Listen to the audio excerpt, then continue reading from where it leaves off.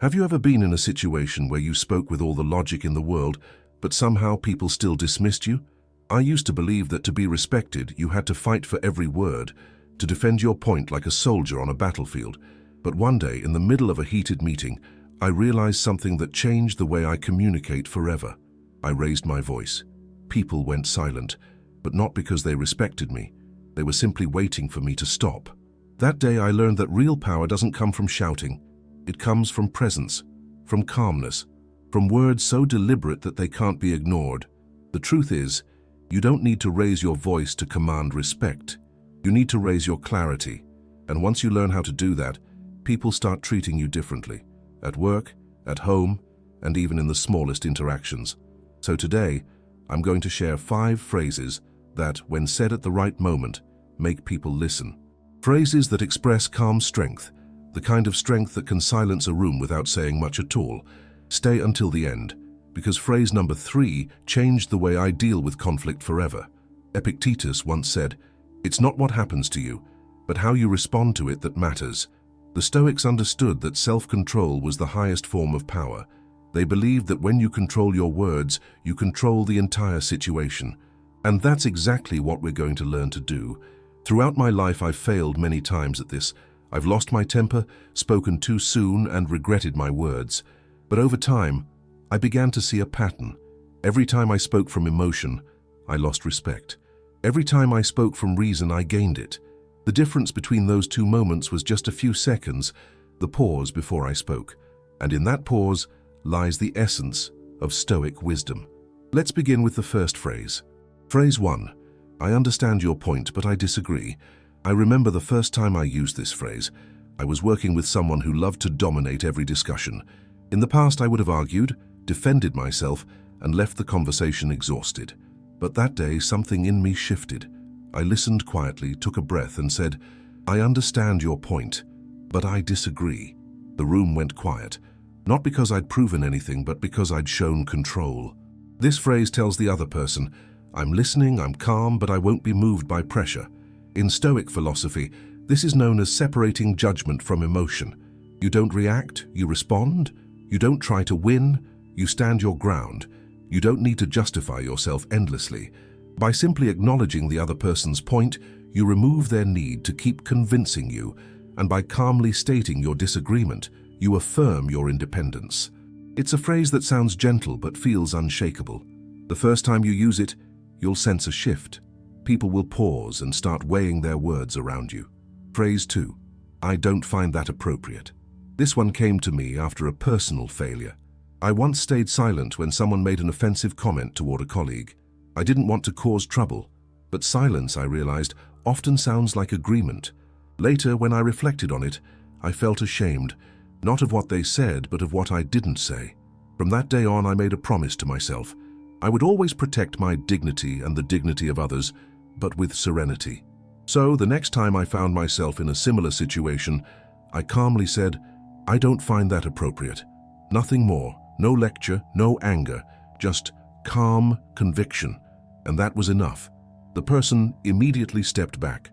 Seneca once said, he who respects himself will be respected by others. That's exactly what this phrase does.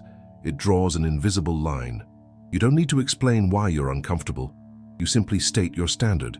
When spoken firmly, this phrase makes people reconsider their tone, their jokes, even their attitude, because they sense they've crossed a line with someone who knows their own worth. Phrase 3. Let's talk when we can do so respectfully. This phrase changed my life. Years ago, I was in an argument with someone close to me. Emotions were high, words were flying, and I could feel my heart pounding. I knew that if I kept talking, I'd say something I'd regret. So I stopped, took a deep breath, and said, let's talk when we can do so respectfully. Then I walked away. It wasn't easy. My ego wanted the last word. But that moment of silence became one of the most powerful in my life. Because for the first time I realized that walking away is not weakness, it's wisdom. Epictetus taught that we can't control what others say, but we can always control how we respond. When you use this phrase, you're not running from the conflict, you're mastering it. You're setting the rules for when and how communication happens. This phrase disarms aggressiveness instantly. It shifts the focus from the argument to the behavior. And that's why it's so powerful. It shows that respect is the condition for any conversation with you. The first time I said it, the other person looked at me with surprise. Later, they came back calmer, ready to talk. That's when I understood. When you lead with respect, people eventually mirror it. Phrase 4. I'd prefer not to continue this conversation. There are times when silence is more elegant than any argument. I learned this the hard way. After spending years trying to convince people who didn't want to understand, I would repeat myself, hoping logic would do the job. But the truth is, not every discussion deserves your energy. One day, during a pointless back and forth, I simply said, I'd prefer not to continue this conversation. And I walked away. The peace I felt afterward was almost shocking, because for the first time, I realized I didn't owe anyone my emotional energy. Marcus Aurelius once wrote, "The best revenge is to be unlike him who performed the injury." This phrase embodies that wisdom. You don't need to fight every battle. You just need to choose your silence with purpose. When you say this, you're not rejecting the person, you're rejecting the chaos. And that distinction makes you powerful. It's a reminder that protecting your peace doesn't make you cold. It makes you clear.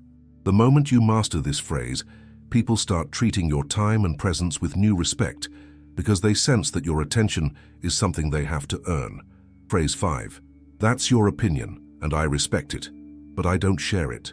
The last phrase is the perfect balance of courtesy and conviction. It's the one I use most often today. There was a time when I would bend my beliefs just to keep the peace. I thought agreeing with everyone made me kind, but it only made me invisible. Then one day, during a discussion about a topic I deeply cared about, I felt that old urge to nod and avoid conflict. But instead I said, "That's your opinion, and I respect it, but I don't share it." The other person paused, and what surprised me most was what came next.